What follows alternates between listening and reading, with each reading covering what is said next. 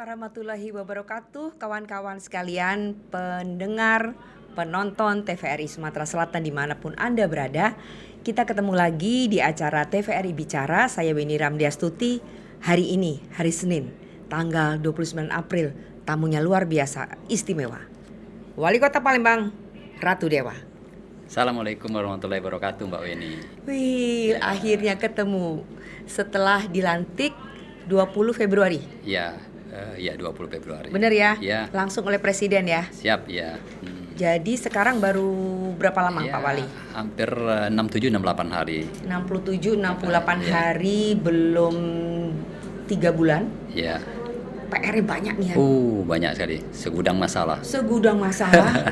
Makanya bobot badan Pak Ratu Dewa Sedikit makin langsing. Berapa Sedikit sekarang berat? Ya, 56-57. Ya Allah, kok sama sih sementara tinggilah dirimu. 56-57. Makan gimana? Makan normal? Ya, normal, yang penting pola makan. Jadi 3, Mbak Weni. Pola makan, pola pikir, pola hidup.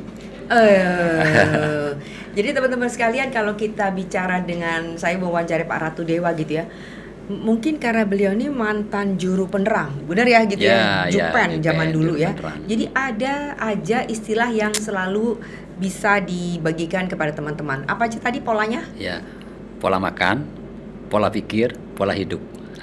Paling penting mana di antara 3 pola itu? Tiga-tiganya penting, Mbak, ini. Ya, pola hidup harus pandai-pandai mengatur. Oh, ini jam kerja, ini jam istirahat, dan ini jam olahraga harus diatur juga. Tapi yang penting adalah pola pikir. Benar, Pak Wali kalau deketin dikit deh kayaknya. Ya. Nanti keraslah suara saya nggak? Sorry. Siap.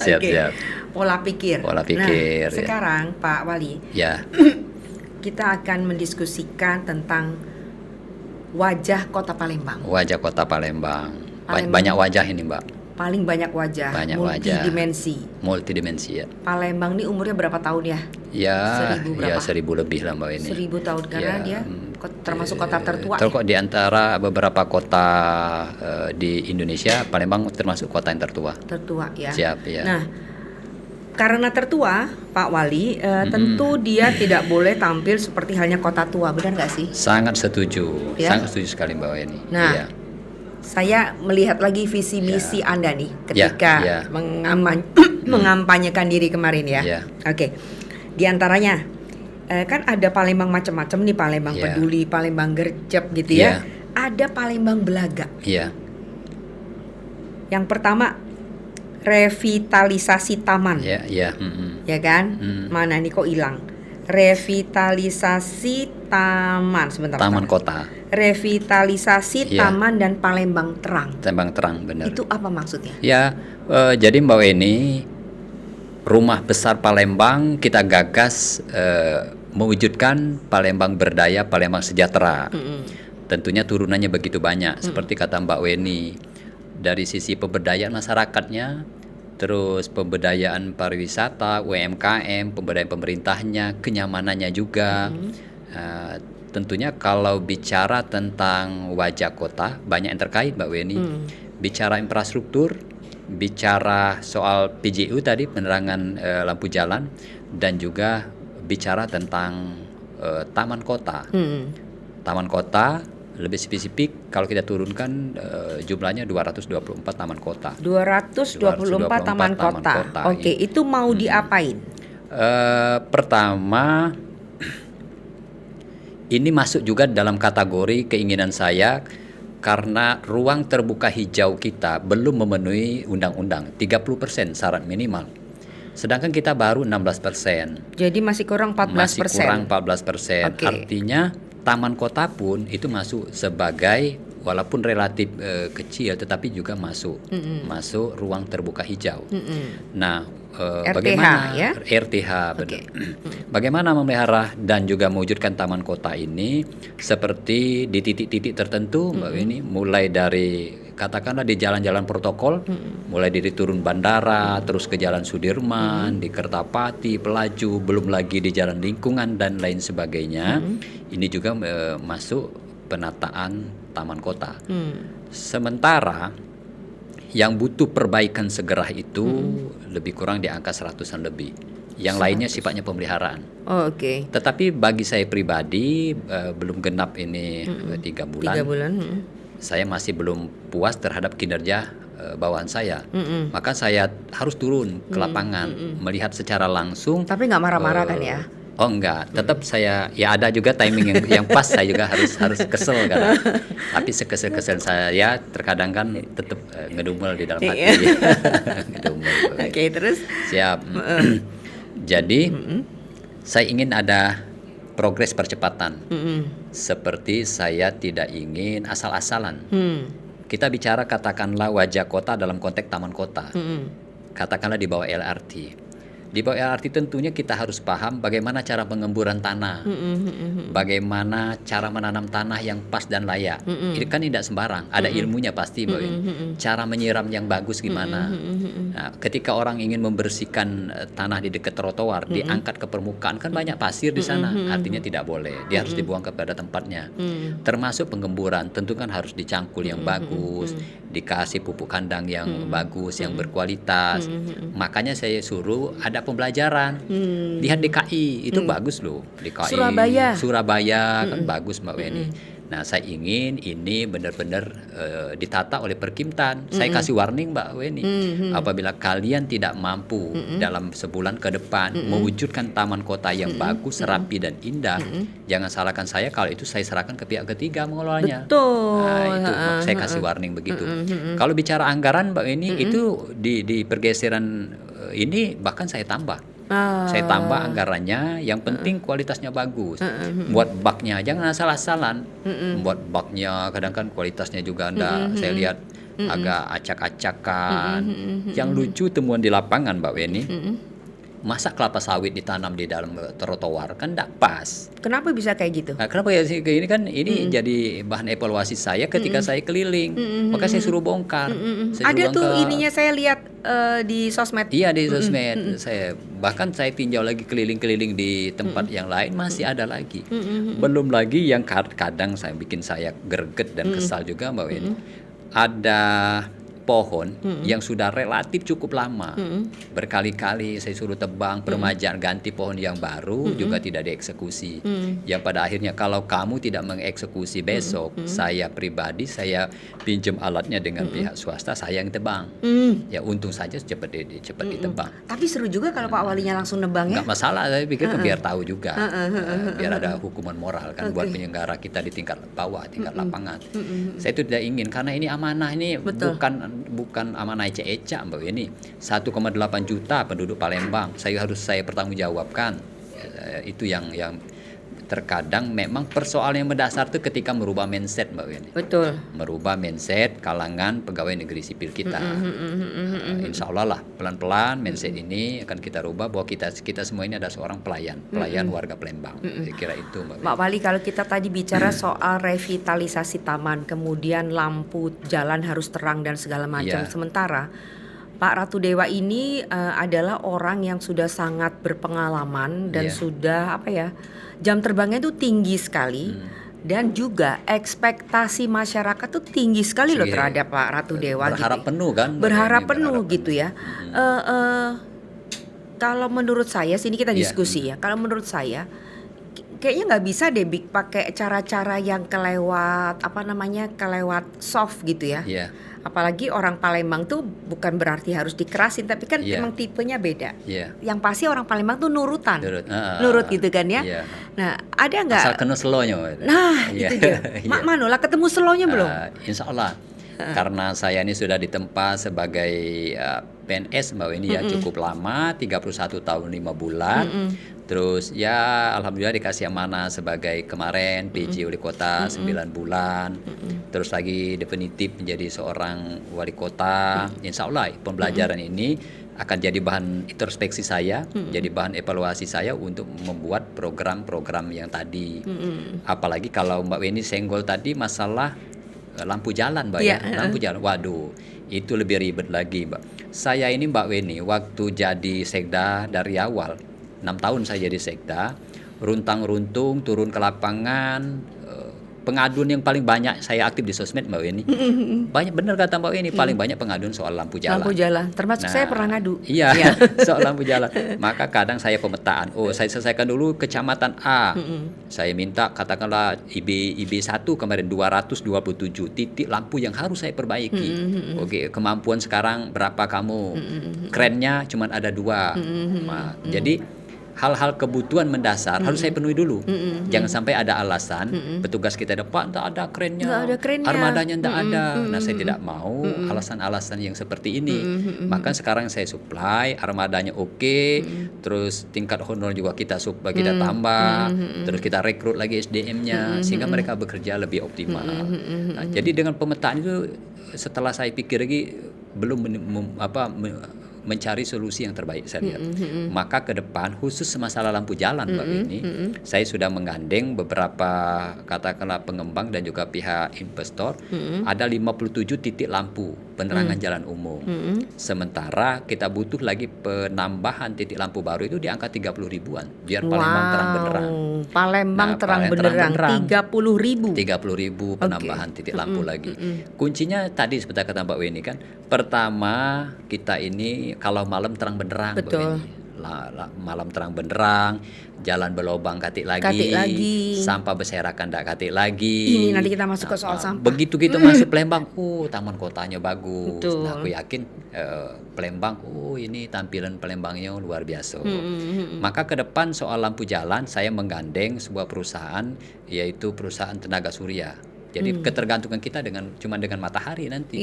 Semuanya kita revitalisasi, kita ganti bisa lampu. Lebih hemat juga ya. Lebih hemat, jauh lebih hemat. Lebih hemat. Jadi kita gunakan tenaga surya. Kedepannya begitu kaitan dengan masalah PJU, penerangan lampu jalan. Oke. Sekarang kita ngomong nih poin kedua adalah bank sampah di tiap kelurahan. Dan penanganan sampah terpadu terintegrasi 4R. Ya, Rumah saya di KM7. Ya, Pak Wali pernah ke rumah semasa jadi PJ, ya. Dan lihat sendiri, dan saya selalu berkeluh kesah pada Pak Wali saat itu sebagai PJ, mengapa sampah itu selalu ada di jalan di KM5 dekat pasar KM5. Yang kalau kita lewat situ setiap jam 6 pagi aja masih ada. Masalahnya di mana? Kenapa nggak juga terselesaikan? Insya Allah Mbak Weni, ini menjadi program prioritas bagi kami berdua, RTPS.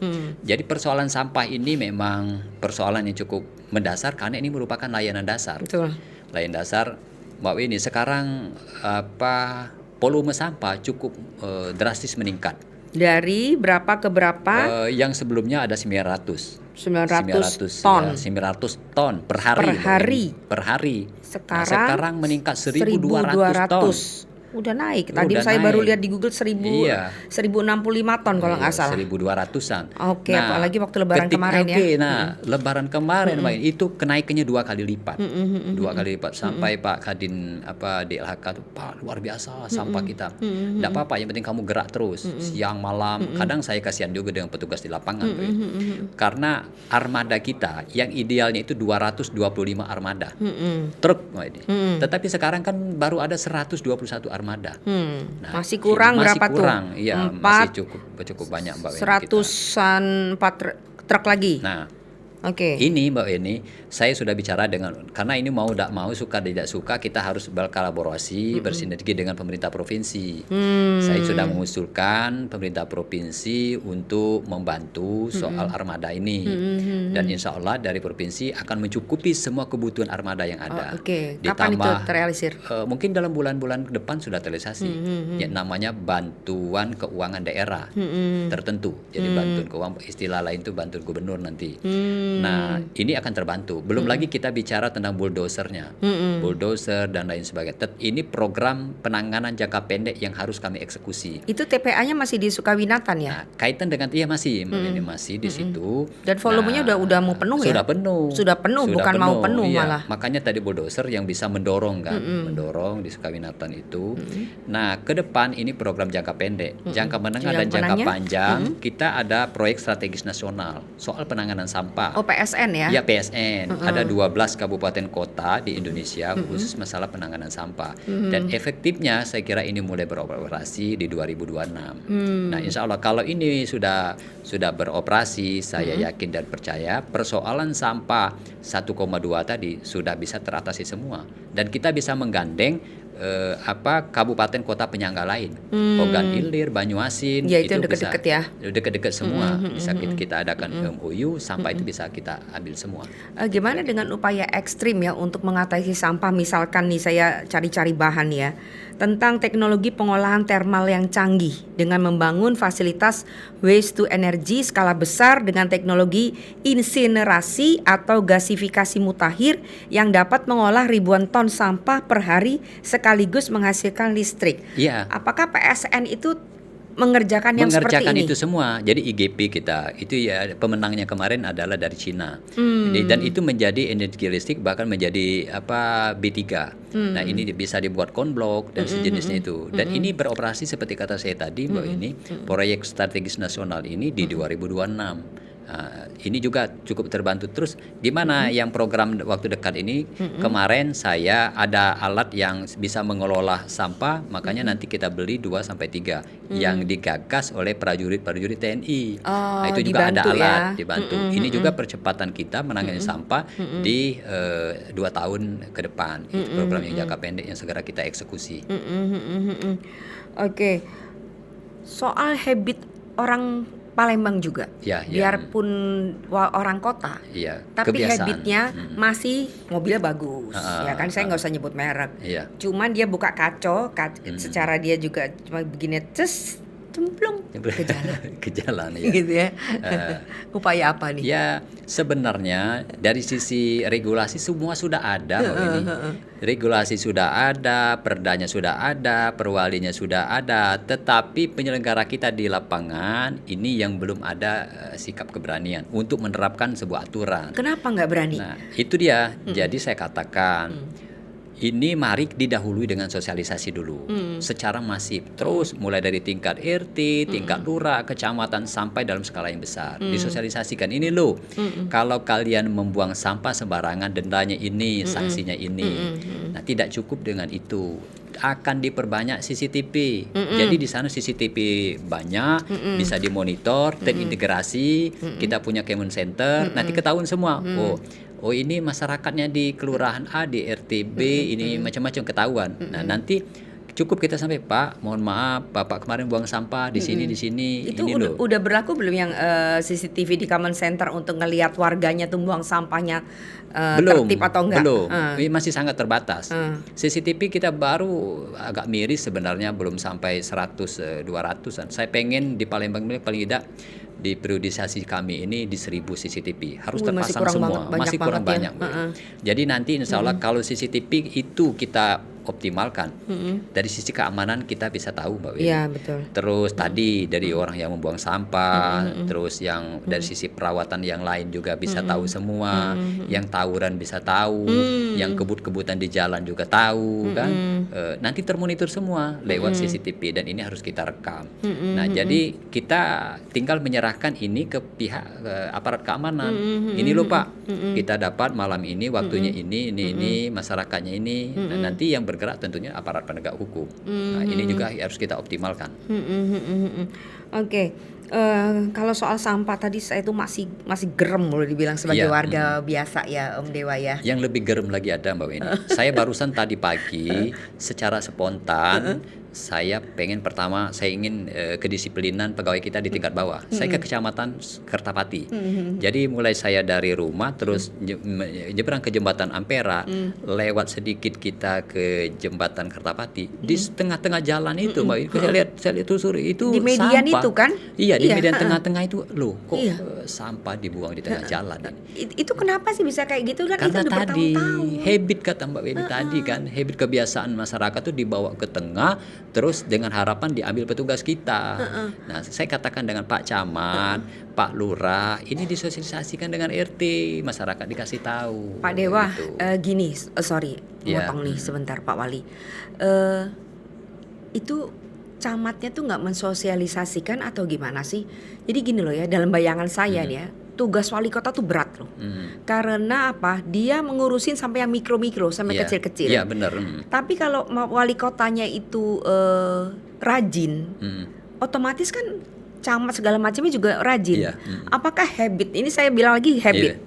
Habitnya camat atau karakternya camat itu belum sampai seperti wali kotanya atau gimana sih? Iya. Masa kayak gitu aja nggak peduli gitu loh. Ya, inginin saya begitu. Makanya saya selalu pesan para camat, para lurah dan juga para pelayan masyarakat lainnya, jangan dulu duduk di kursi empuk kamu.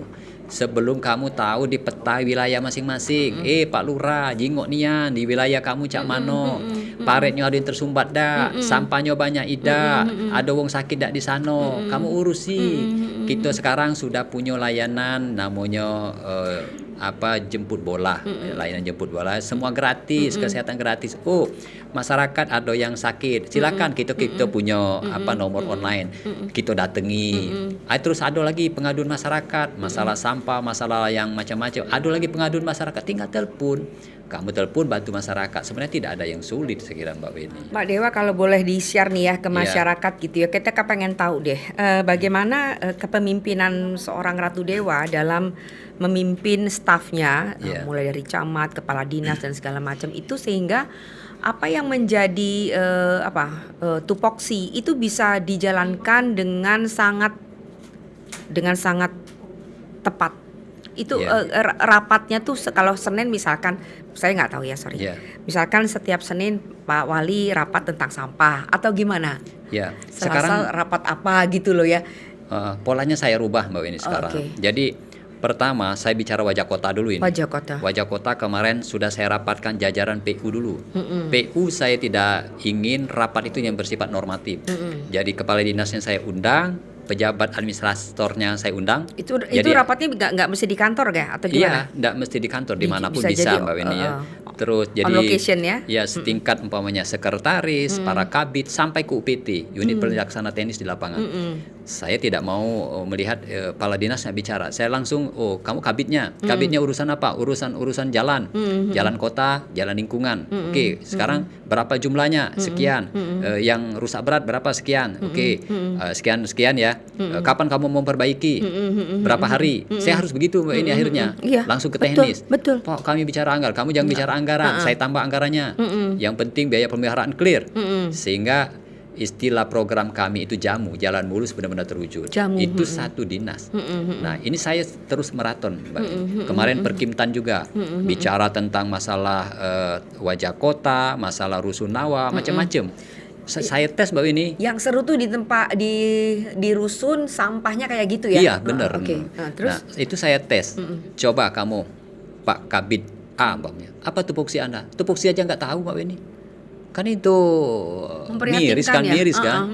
Kamu Pak Kasatpol PP, apa tupoksi kamu? Juga nggak paham. Nah loh. Lah, gimana kamu mau tahu tentang program kegiatan kamu? Tupoksi kamu sendiri nggak paham, nggak tahu. Ya terpaksa begitu Mbak Beni. Jadi saya langsung terpaksa turun tangan sedetil itu. Memang harus begitu. Kamu begini, kamu begini. Saya itu tidak ingin Palembang ini terkesan semeraut. Betul. Termasuk hal yang terkecil saya katakan, mato kau tuh lirik kiri, lirik kanan, bawa pucuk di jinggo igalo. Oh ternyata di sini ada katakanlah banner baliho lah goyang-goyang lah nak kita lakusel ya, tugas kamu lepasi terus peduli kan? Lihat ini masih cukup layak tidak, kalau tidak segera diadakan evaluasi, ditebang karena takut kaget hujan deras, angin deras nimpo kepala jadi fatal, termasuk yang pohon-pohon yang tidak layak lagi segera diremajakan. Terpaksa detail begitu Mbak. Pak Dewa, TPP atau tukinnya pejabat di Pemkot itu kan besar ya. Oh besar, makanya itu jadi alasan saya sering marah-marah juga kadang Boy. Kamu itu kurang apa lagi? TPP sudah, Tukin sudah, UPI juga yang Bapenda itu sudah semua. Karena kemarin ada pendampingan dari tim Kopussuga KPK. Coba ditingkatkan. Oke, semua sudah clear. Kita tingkatkan semua ini. Kok masih males-males? Nah, itu juga sering saya katakan juga Mbak Beni. Frustasi nggak sih?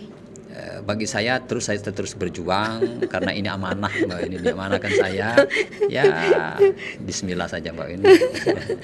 Oke, aduh bicara dengan Pak Wali kita nih seru nih ya. Waktunya 30 menit lagi, tenang masih banyak yang mau ditanyain. Oke, ini sekarang kita ke nomor 3 karena kita sedang bicara wajah kota. Penyediaan TPU merata di seluruh kecamatan. Ya, Mbak Weni, persoalan TPU ini memang menjadi persoalan yang menarik karena ya sering terjadi pada keluarga saya ketika mencari tempat pemakaman susah, bahasa Palembang susanian kan. Belum lagi kalau bicara itu aset Pemkot. Waduh, birokrasinya berbelit-belit Mbak Weni. Sedangkan ini urusan orang yang meninggal. Betul. Contoh saja umpamanya di kebun bunga. Kebun bunga itu kalau mau dimakamkan di sana memang ada perdanya. Iya. Perdanya harus izin wali kota, harus izin sekda. Kadang waktu saya menjadi sekda dulu itu harus ke wali kota dulu Mbak Weni izin. Waduh, ribet banget saya kira. Terpaksa saya kalau bahasa Palembang ngakal-ngakali. Sudahlah, bilang aja Pak Wali sudah ACC, kamu yang penting kuburkanlah dulu di kebun bunga. Terpaksa gitu kan. Perkara orang mati. Perkara kan, orang ya? mati itu kan. Terus, nah makanya target saya ke depan Mbak Weni, satu kecamatan itu harus satu tempat TPU. TPU dan sekarang sudah ada 2-3 TPU yang sudah kita dapatkan. Di mana aja tuh? Nah, di antaranya mulai dari Kecamatan Gandus, di Kalidoni, dan sekarang lagi saya garap di daerah SU1 dan SU2. Dan memang tempat-tempat lain sudah tersedia, tetapi saya ingin dikembangkan lagi, ditambah lagi. Di antaranya di daerah Sako, juga di daerah Sematang Borang, itu juga ada. Memang benar, jadi satu kecamatan saya harapkan ada satu TPU, tempat pemakaman umum. Karena ini sesuatu yang pasti Mbak Weni, urusan mati ini sesuatu yang pasti buat kita. Yang pasti. Oke. Nah, ini kita bicara juga nggak kalah seru dibandingkan soal sampah. Restorasi 114 sungai, anak sungai, dan kanal untuk fungsi ekologis dan juga bahkan wisata. Tadi saya sebelumnya sempat ngobrol-ngobrol dengan salah satu pejabat di TVRI sini. Iya. Dan juga pernah wawancara siapa saya lupa ya. Dr. Ian. Oh iya. Dapat salam dari Dr. dia, Ian, ya kan? iya. Dari dia tentang restorasi anak sungai. Tadinya kita ada berapa dan sekarang tinggal 114 anak sungai. Iya. Kemudian semua itu dijadiin bangunan dan segala macam. Iya. Gimana Om Dewa ngatasinya? Ya, jadi Mbak Weni, persoalan restorasi anak sungai, kita sebenarnya waktu di zaman Belanda ada 176 anak sungai. Sekarang tinggal 114 anak sungai. 114 ini juga belum optimal. Tunggu, saya pernah wawancara itu dari 600-an sih. Aduh, dengan dokter siapa? Enggak ya? Yang tahu-tahu 176. Oke. Satu tinggal 114. Nah, memang ini menjadi persoalan kalau dia tidak diadakan perbaikan dan direvitalisasi beberapa titik. Tetapi tidak bisa kerja sendiri. Karena menyangkut ada di sana balai sungai jalan dan juga ada pemerintah provinsi dan juga kita Kota Palembang. Idealnya memang dari Bapeda pengennya ada beberapa kajian dan juga penelitian di banknya. Satu kelurahan itu adalah satu kolam retensi. Itu pada tataran ideal. Tetapi saya berpikir ini juga belum menjawab persoalan masalah banjir dan genangan yang ada. Kalau bicara ruas ada 40 ruas genangan air yang ada di Kota Palembang. Ini belum bicara titik genangan dan juga titik banjir di seluruh tempat pemukiman. Itu ada 181 titik genangan dan juga titik banjir yang ada di Kota Palembang. Makanya sebagai contoh Mbak Weni, kita punya waduk yang namanya pompanisasi di Sekip Bendung. Itu ada 5 pompa. 5 pompa, tetapi kenyataannya kalau kita mau jujur, yang benar-benar efektif beroperasi itu cuma 2 pompa. Idealnya begitu hujan deras Mbak Weni, 5 pompa itu kan bisa beroperasi semua. Loh, kenapa bisa terjadi? Karena terjadinya penyempitan drainase anak-anak sungai. Jadi kasarnya bahan bakunya tidak tersedia. Ketika banjir di Simpang Polda. Nah, Simpang Polda itu kalau saja drainasenya sedimennya juga diangkat, didalami lagi, terus diperlebar, otomatis suplai bahan mentah ke tempat genangan air yang ada di polda ditarik sampai ke Sekip Bendung, semuanya akan terjawab dan tempo dengan relatif singkat bisa teratasi semua di wilayah itu. Pasti cepat, tetapi kenyataan demikian. Artinya penanganan ke depan tidak cukup dengan kolam retensi, tetapi untuk diadakan pelebaran, drainase dan juga pengangkatan sedimen yang cukup dangkal itu. Pelebaran drainase. Ya, drainase. Dan juga pengangkatan sedimen. Oke. Ini juga. Ini kapan bisa terlaksana ini? Nah, ini dari sisi anggaran ini sudah kita siapkan. Tetapi kemarin kami juga sudah kedatangan dari investor Cina. Nah, itu lagi didalami oleh Bapeda dan juga dari PUPR, yaitu dia punya teknologi yang cukup modern untuk penanganan masalah banjir dan genangan air. Saya lagi nunggu paparannya nanti secara komprehensif seperti apa, tetapi kita sudah kasih tahu titik-titik genangan di titik-titik ini. Seperti contoh lagi Mbak ini di kilometer 12. Kilometer 12 itu kan bertahun-tahun kredit. Karena airnya tergenang di sana karena aliran drainasenya sudah tertutup semua. Nah, artinya ada dua faktor. Ada faktor unsur alam dan faktor manusia, sehingga terjadi demikian. Seperti kata Mbak Weni, faktor manusia artinya yo kalau bangun jangan ditutup, paretnya jangan ditutup, drainasenya ditutup. Ini sengaja dipasang nih supaya banyunya tidak macam-macam lah. Kadang saling salah ke. Ini kasus yang saya temui di lapangan tuh begitu. Ada ego masing-masing. Toko A ini kaget ditutupnya toko ini. Seperti di Jalan Ali Gadmir. Begitu Mbak ini. Oh, di toko A ini ditutup supaya airnya tidak ngalir ke toko B. Nah, itu di kilometer 12. Itu tuh ciri wong Palembang apa cak mana sih Pak Wali? Ya, itulah namanya pola pikir masyarakat kita yang macam-macam. Nah, belum lagi Mbak Weni bicara tentang ada hampir 900-an. 900-an rumah yang tidak ada izin, yang berada di bantaran sungai dan juga ada di sebadan sungai dan juga itu tidak diperkenankan menurut aturan. Nah, ini sudah saya evaluasi yang mana harus saya percepat untuk dieksekusi. Yang rumah-rumah penduduk yang tidak punya izin yang ada di bantaran sungai ini harus saya eksekusi, harus dibongkar. Tetapi kita dahului dengan sosialisasi, mereka juga kita kasih nanti oh Bapak Ibu tidak ada tempat tinggal, kita tampung. Saya sudah tadi pagi saya tinjau Rusunawa. Nah, kita perbaiki. Nah, Bapak Ibu tinggal dulu di Rusunawa. Ini Rusunawanya yang di ini ya, di Kertapati. Oh, yang Kertapati ya, ada Kertapati, ya. Mbak Weni. Nah, jangan sampai kita menggusur dia, kita tidak punya solusi. Kasihan dia. Nah, ini juga saya akan tata ada 900-an itu Mbak Weni yang tidak diperkenankan dalam aturan di sepadan sungai. Mudah-mudahan ini cepat dan segera akan kita tindak lanjuti. Oke. Sekarang saya mau nanya soal wifi gratis di ruang publik dan fasilitas umum. Sementara wifi kita kadang up and down. Benar. Kadang wifi-nya katanya ada, pas aku cek sudah macam-macam lah. Pemeliharaannya udah jalan. Nah, saya juga ini minta Diskominfo, saya minta juga kerjasama dengan Telkom dan juga pihak terkait untuk memperbanyak wifi gratis khususnya di ruang-ruang publik. Ruang-ruang publik. Tidak hanya itu, saya pengen wifi gratis itu masuk di rumah-rumah kumuh Mbak Weni. Nah, benar. Rumah kumuh. Jadi terasa masyarakat yang mohon maaf Mbak Weni ya, dia nak beli kuota tidak sanggup, katakanlah di Gandus, di Kertapati, Sematang Bora. Oh, ketika ada wifi gratis, dia kan enak mengakses internetnya. Anak-anaknya PR dia bisa cepat. Tapi terutama untuk edukasi ya yang dimaksud ya. Nah, ini juga baru berapa saya tanya kemarin, baru 16 rasanya wifi di titik-titik. Nah, saya minta diperbanyak lagi dengan Jadi Kominfo. berapa? Target saya paling tidak di angka 300-an wifi gratis. Oke. Banyak nian PR Pak Ratu Dewa ini, mangkonya badannya udah.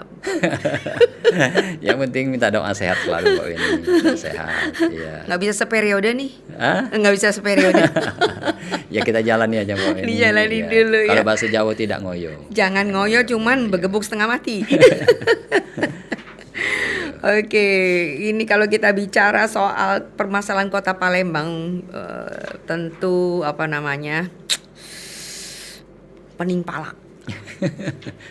Pening pala. Iya. Pak Dewa dalam Belum bayangan. bicara lagi macet, Mbak. Ya. Belum berbicara macet, ya kan? Iya. Nah, ini juga yang kita mau tanya. Kita sudah punya LRT, Iya. ya.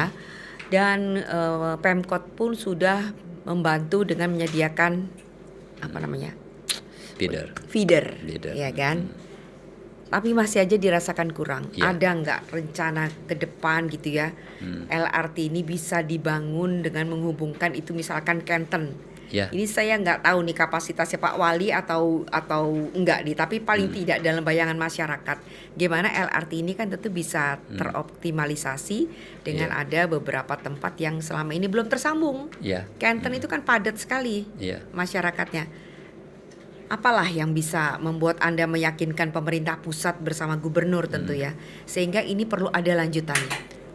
Pertama kita beri apresiasi lah buat masyarakat bahwa ini sudah memanfaatkan LRT itu, terus ada peningkatan penumpangnya. Artinya kesadaran kolektif itu sudah terjaga dan terpelihara buat masyarakat Palembang. Terus yang kedua, memang PR besar kita mengintegrasikan. Ya. Suka-suka tidak suka, mau tidak mau, persoalan kemacetan harus diatasi dengan kembali ke transportasi umum. Transportasi publik. Makanya bicara tentang feeder tadi, kami sudah bicara dengan Wakil Ketua DPR RI juga, terus dengan Menteri Perhubungan supaya kita minta terintegrasi nanti. Karena saya sudah survei kecil-kecilan Mbak Weni, saya naik feeder keliling kota Palembang, juga waktu saya pencalonan kemarin kan, ternyata masyarakat cukup menyambut positif kehadiran feeder. Sekarang memang baru ada 7 koridor. Ke depan saya butuh penambahan paling tidak 11 koridor lagi, 11 sehingga koridor benar-benar lagi. terjangkau sampai ke pelosok-pelosok.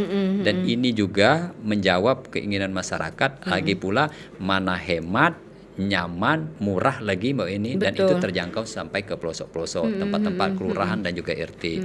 Maka feeder menjadi sesuatu yang penting ke depan untuk kita tambahkan lagi koridornya. Itu kalau kaitan dengan masalah terintegrasinya transportasi umum.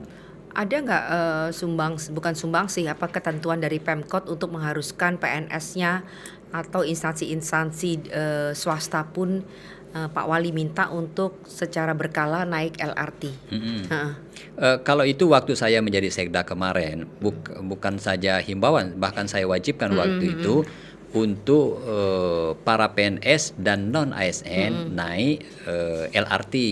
Kemarin sudah jalan dan sekarang juga sudah banyak juga jalan Mbak ini kaitan dengan pemanfaatan. Tapi belum disurati LRT. lagi. Biasanya kayak gitu. Kalau disurati belum. Iya kan? Kemarin memang sudah ada surat kita edaran, tetapi ini Mbak Weni untuk mengingatkan di podcast ini akan kita update lagi. Iya. Oke. Belum lama ini saya wawancara dengan Pak Andi Wijaya, Direktur PDAM Perumda Tirtamusi, Iya. ya kan.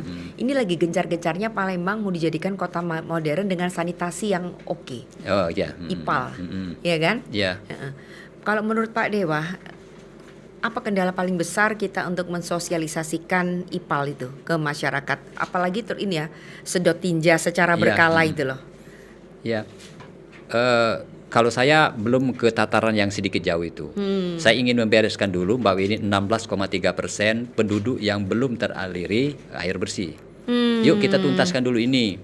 Di beberapa perumahan di daerah Sematang Borang, Kecamatan Sako, sebagian Ilir Barat 1, juga sebagian juga di daerah Kertapati yang air bersihnya belum sepenuhnya teratasi. 16,3% itu relatif banyak. Kita selesaikan dulu ini, baru kita concern tentang IPAL. Nah, IPAL ini memang dari sisi kebersihan dan juga lain-lain itu memang terjamin. Dan ini juga butuh kita sekali lagi memberikan pemahaman secara utuh ke masyarakat pentingnya IPAL ini disosialisasikan betul. Tetapi biasalah Kung Palembang ini Mbak ini kapan lah nyingok harganya agak tinggi dikit mulai bertanya-tanya, ini bukan gratis. Nah ini juga harus dikasih pemahaman. Jangan sampai maksud saya ini kita bayar PDAM sekian ditambah lagi dengan IPAL ada penambahan lagi biaya yang harus dibayar oleh warga. Ini benar-benar kita kaji sehingga masyarakat jangan sampai terbebani begitu berat. Saya kira itu kalau persoalan IPAL-nya. Oke. Anda sebagai wali kota baru belum ada 3 bulan, tetapi kan Pak Ratu Dewa ini bercokol. Bercokol di Pemkot Palembang tuh sudah lamunian. Jadi aso-aso 31 tahun 5 bulan lebih.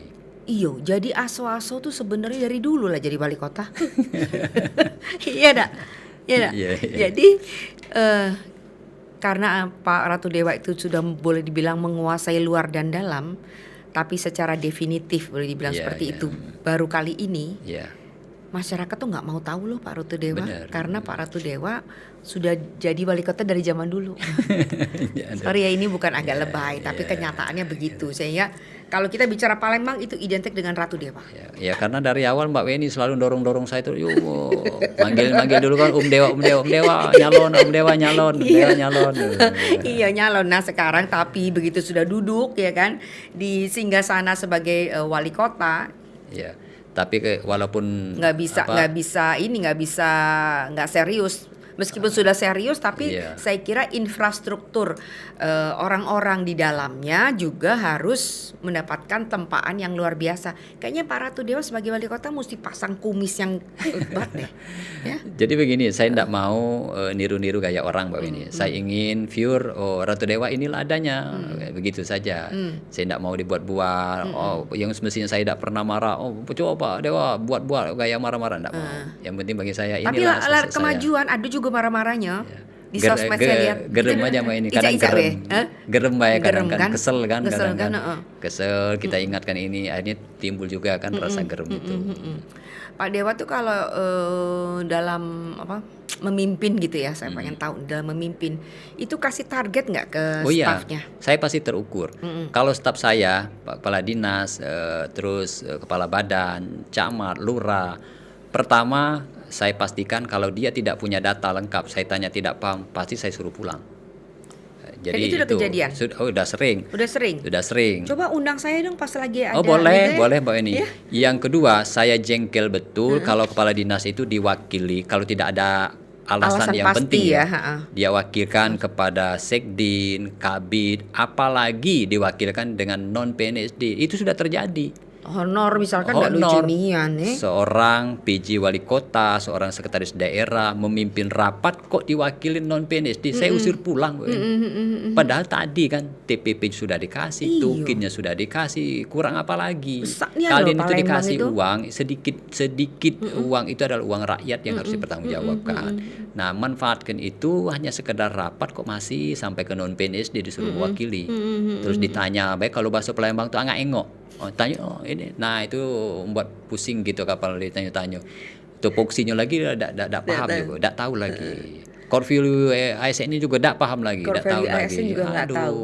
Kadang miris kadang Mbak ini. Pak Dewa ini sebagai wali kota yang terpilih secara mayoritas loh di Palembang bersama Prima Salam. Iya. Iya kan? Gimana cara duet dengan Prima Salam Wawaku?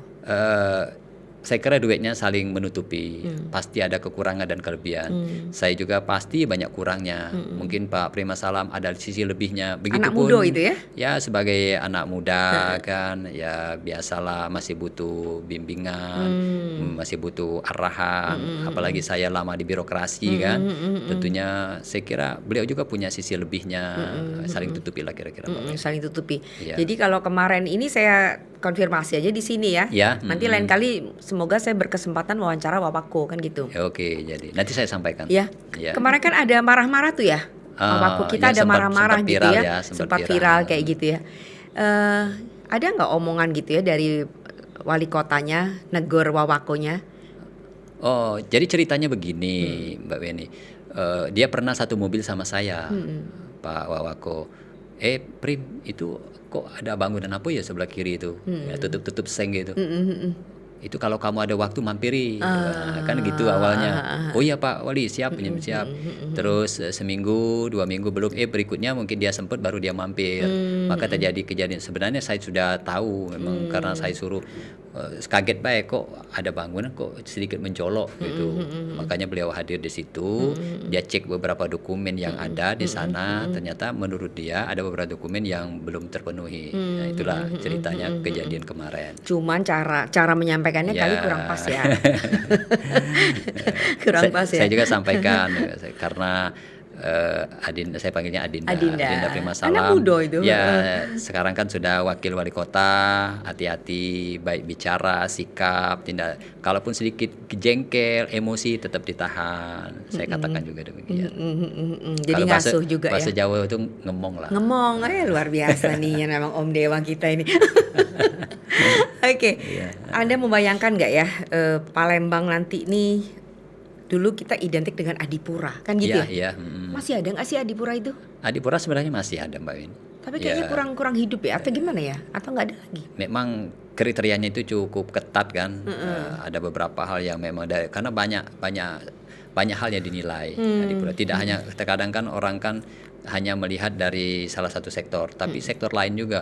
Dia bicara kesehatan, bicara pendidikan, juga bicara lingkungan. Jadi bukan hanya komprehensif kebersihan. dia. Bukan, dia komprehensif biasanya begitu kalau Adipura.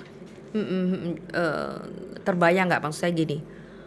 Palembang di masa Ratu Dewa dan Prima Salam itu haruslah menjadi Palembang yang modern, bersih, terang dan segala macam itu sesuai visi, terlaksana semua visi misi dan itu akan terlaksana pada masa kepemimpinan Anda sampai 29. Iya. Tercapai nggak menurut Anda? Kalau saya yakin, insya Allah Mbak Weni, insya Allah yakin tercapai dan yang penting luruskan niat. Luruskan niat. Kayak kita lagi naik haji ya, luruskan niat gitu ya. Tapi kalau dari awal niat kita sudah salah, aku ini begawi, kepengen 2 periode, nah itu tidak bagus. Yang penting tidak usah dulu bicara mau periode ini. Bagi saya yang penting bekerja maksimal, bekerja optimal. Ini adalah amanah 1,8 juta penduduk. Selanjutnya kita serahkan dengan warga Palembang nilai dan juga kita selalu berdoa. Yang penting saya bekerja maksimal, optimal. Saya kira begitu Mbak Weni. Satu lagi, Pak Ratu Dewa ini sosmednya banyak sekali likersnya, ya. Followersnya, likersnya, komennya banyak dan semua almost boleh dibilang memuji-muji. Iya kan? Gerah nggak sih dengan itu? Ya, bagi saya itu adalah sebuah kekuatan saya. Makanya kadang hal yang sepele Mbak Weni, saya bisa sehat walafiat ini berkat komen-komen kecil. Pak Wali semoga sehat. Itu udah mati sih ya Allah, amin ya Allah. Sikut lagi saya baca amin ya Allah. Itu ada kekuatan energi positif bagi saya sehingga saya selalu kuat. Pasti ini doa dari seluruh banyak komen yang ada di sosmed itu. Maka seluruhnya saya baca Mbak ini. Semua saya dibaca. Komen ada juga. 1.500 dibaca saya semua. baca semua. Maka saya kasih lop itu kan. Biasanya begitu sholat subuh saya mulai baca. Makanya saya kalau WA gitu. subuh-subuh ya. Karena pasti dibaca. Iya. Itu Mbak Weni. Dan Pak Ratu Dewa ini orang yang memang selalu pegang ponselnya sendiri dan menjawab langsung. Iya, benar sampai sekarang. Sampai sekarang. Nah, tetapi dengan pencitraan begitu, tim ada berapa orang? Kalau sekarang tim pencitraan ada berapa orang? Kalau untuk sosmed saya sendiri Mbak Weni. Oh ya? Kecuali yang merekam. Yang merekam itu ada memang ada bagian fotografernya, ada juga di sisi videonya. Saya kira ada dua orang. Bikin kalimat, bikin narasi di di caption.